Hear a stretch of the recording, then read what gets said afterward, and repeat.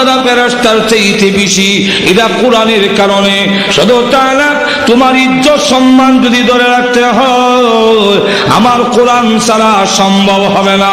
3 নম্বর হলো আল্লাহর কোরআন শ্রেষ্ঠ নিয়ামত, যেটা ইহকালেও পরকালেও কাজে লাগে। ভাইরা আমার, লক্ষ্য করে দেখেন, কোরআনের সাথে যারই সম্পর্ক হয় তার দাম বেড়ে যায়। যেই কারের সাথে কোরআনের সম্পর্ক ওই কারের দাম বেড়ে যায়। আরো যেরকম বলে কিনা, তুলা কাঠ দিয়া, শিমুল কাঠ দিয়া রেওয়াল বানায়, রিয়াল সিনেন তো রিয়াল। এখন ইটার দাম কত, পাও লাগলে চুম্বন করে। আর সেগুন কাঠ দিয়া আপনি বানাইছেন খাট পালং, বাচ্চারা পেশাব পায়খানা করে নষ্ট করে, কোনোদিন তারা চুম্বন করে না। এই সমস্ত যখন কানের কাছে গিয়া পড়ে ইয়াসিন,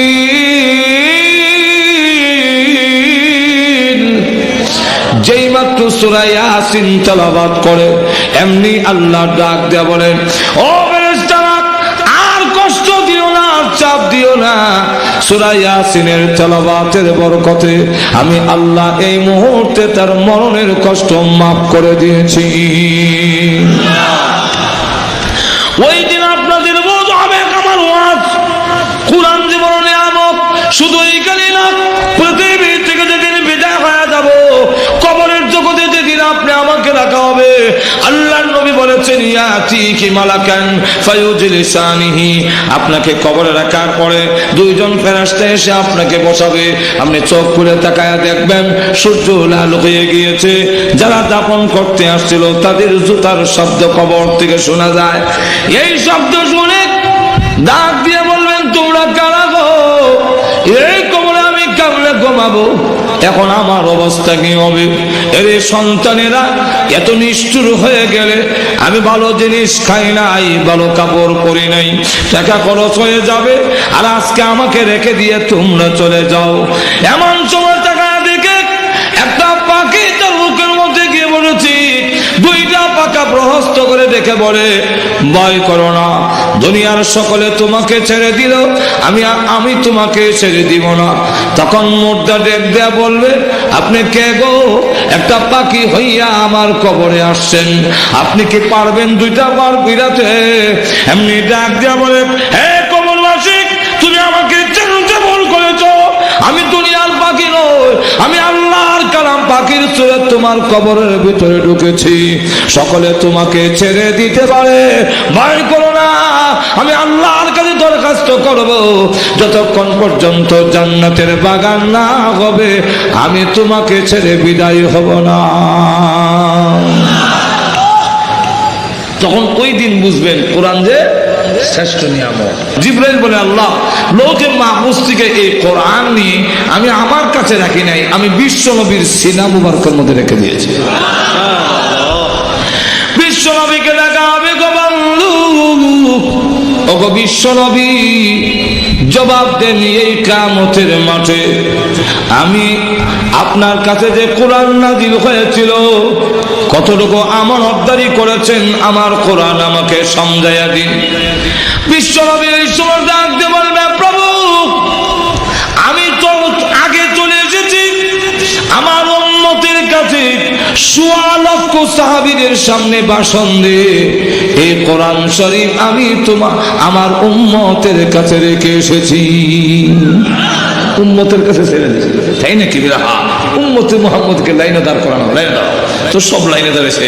এখন আল্লাহর রাসূল দেখেন যে উম্মতে মুহাম্মদী একজন জবাব দিয়ে পুঙ্খানুপুঙ্খানুভাবে জবাব দিয়ে যেতে পারবে না, তাই আল্লাহ নবী এখন ডাক দিয়া কয়, প্রভু হে, একটু সময় দিবেন।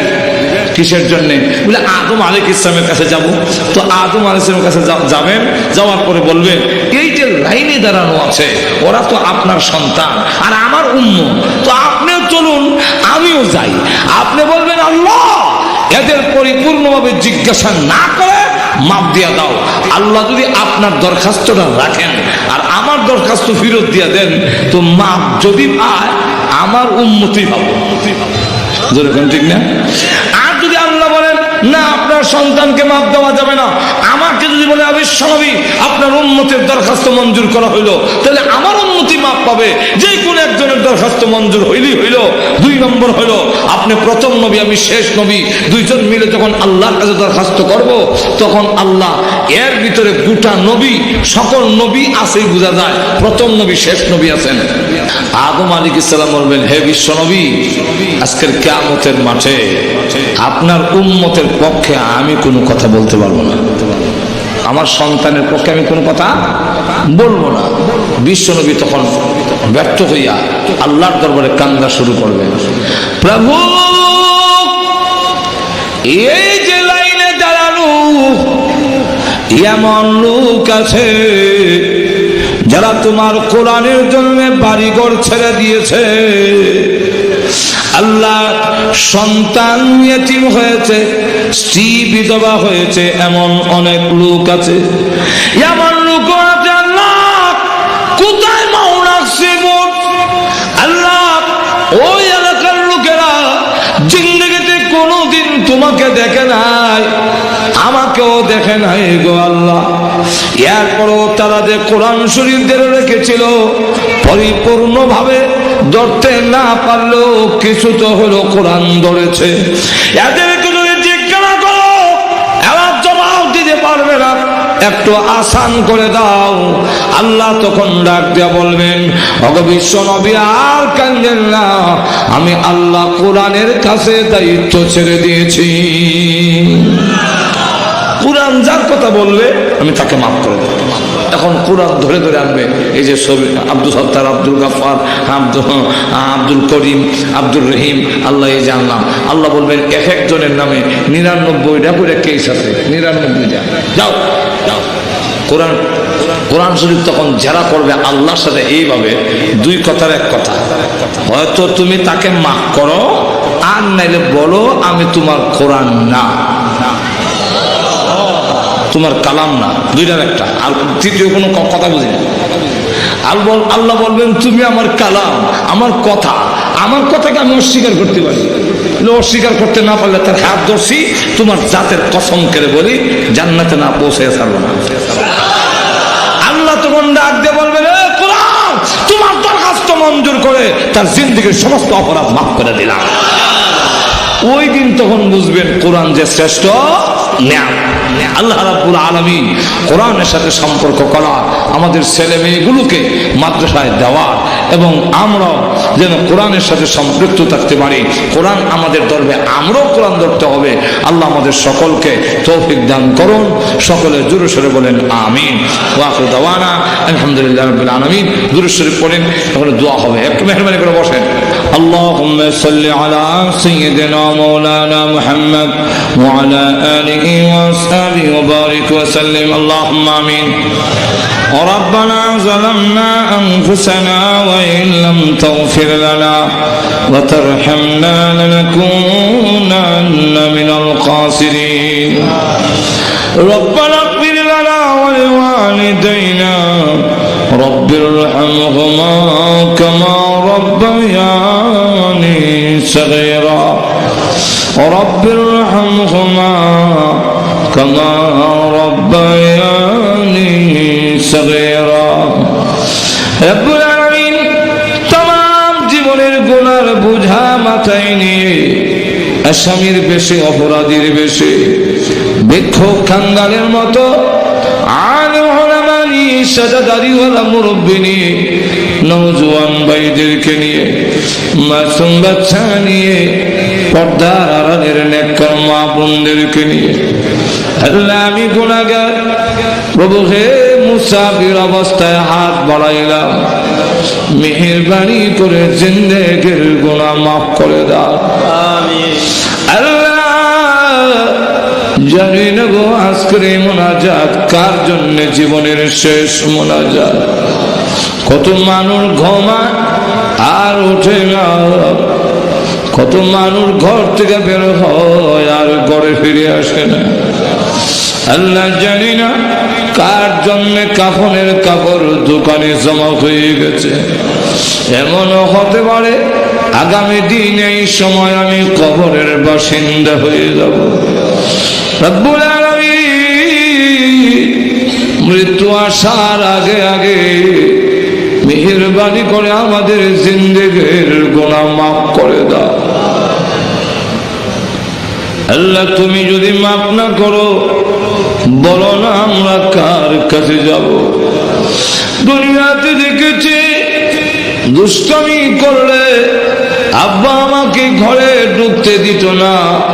সন্ধ্যা হয়ে গেলে ঘরের পিছনের দরজায় গিয়ে মা মা বলে ডাক দিলে এমনি দেখতাম মা দরজা খুলে দুইটা হাত বাড়ায়,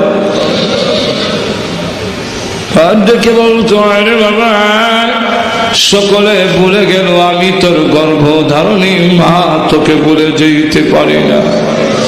সন্তানকে বুকে জড়াইয়া জীবনের সব অপরাধ মাফ করে দেয়। আল্লাহ তুমি তো মার চাইতে কোটি কোটি গুণ বেশি দয়ালু। গুনার বোঝা লইয়া তোমার রহমতের দরজায় হাজির হয়েছি, মেহেরবানি করে আমাদের জিন্দেগির গুনাহ মাফ করে দাও। আল্লাহ আমরা যে উদ্দেশ্যে তুলেছি প্রত্যেকের নেক আশা পূরণ করে দাও। আমাদের মধ্যে যারা অসুস্থ আছেন আল্লাহ সুস্থ করে দাও। আল্লাহ রোগ তোমার, রোগীও তোমার, তুমি শিফা দেনেওয়ালা। আল্লাহ সকল রোগীকে তুমি আল্লাহ সুস্থ করে দাও। আল্লাহ আমাদের সন্তানগুলোকে নামাজি দিনদার পরেজগার বানায়া দাও। আল্লাহ আজকের এই মাহফিলের আয়োজন যারা করেছেন, শোনার জন্য যারা এসেছেন, সাহায্য সহযোগিতা যারা করেছেন, টাকা দিয়া পয়সা দিয়া বুদ্ধি দিয়া শ্রম দিয়া, সকলের জন্য এই মাহফিল নাজাতের ওসিলা বানায়া দিও রব্বুল আলামিন। আল্লাহ হাফিজ উদ্দিন ইসলামিয়া মাদ্রাসারে তুমি কবুল মঞ্জুর করে নাও। আল্লাহ যত প্রয়োজন আছে তোমার গায়বী খাজানার থেকে পুরা করে দাও। আল্লাহ আমাদের পক্ষ থেকে আল্লাহ করে দরুদ আর সালাম সোনার মদিনা পৌঁছাইয়া দাও। যত মুমিন মুমিনাত কবরে ঘুমায় আছেন সকলের কবরের আযাব মাফ করে দাও। আল্লাহ এলাকার মাটির নিচে যত মুর্দা ঘুমায় আছেন সকলের কবরের আযাব মাফ করে দাও। বিশেষ করে আমরা হাত বাড়াইলাম, জানি না কালমা নাই কার আব্বা নাই। আল্লাহ মার কথা বলতে পারে না, কত লাঠি মার কলিজায় মেরেছি। আল্লাহ কত রাত গেল আমি আমার মাকে ঘুমাইতে দেই নাই। আল্লাহ ওই মা যাদের নাই গো মার কবরে আযাব দিও না। আল্লাহ পর কবরে আযাব দিও না। আল্লাহ ভালো জিনিস খাইলো না, ভালো কাপড় পরলো না, টাকা খরচ হয়ে যাবে, সব কিছু রেখে দিয়া স্বর্ণ হাতে ওই গুরুস্থানে বাংলা কবরে ঘুমিয়েছে। আল্লাহ আব্বার কবরে আযাব দিও না, মা বাবার কবরকে জান্নাতের বাগান বানায়া দাও রব্বুল আলামিন। মা বাপ যাদের আছে আল্লাহ হায়াত বাড়ায়া দাও, মা বাবার খেদমত করার তৌফিক দাও রব্বুল আলামিন। আমাদেরকে মক্কা মদিনা বারবার জিয়ারত করার তৌফিক দাও আল্লাহ। স্বপ্নের যুগে তোমার বন্ধুর নুরানি চেহারাখানা দেখায়া দাও আল্লাহ। প্রভু হে যেদিন মরণ দাও ঈমানের সাথে মরণ দিও আল্লাহ, বেঈমান বানায়া কবরে দিও না আল্লাহ।